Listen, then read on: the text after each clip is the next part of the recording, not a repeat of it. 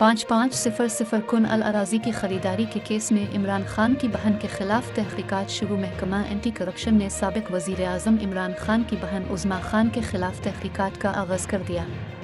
जियो news के मुताबिक लिया में साबिक वजीर आज़म इमरान खान की बहन उज़्मा खान की 5500 कुन अल अराजी की खरीदारी में मुबैना खुर्द बुर्द के मामले पर एंटी करप्शन ने छानबीन शुरू कर दी है। एंटी करप्शन का कहना है कि उज़्मा खान ने अराजी मार्केट से कई गना कम रेट पर बगैर कब्जा खरीदी। महकमा रेवेन्यू के मुताबिक डायरेक्टर एंटी करप्शन ने रेवेन्यू ऑफिस चौबारा पर छापा मारा और रिकॉर्ड अपनी तहवील में ले लिया। रिकॉर्ड की फ्राहमी में हीले बहाने बनाने पर पटवारी असगर को मुअत्तल कर दिया गया।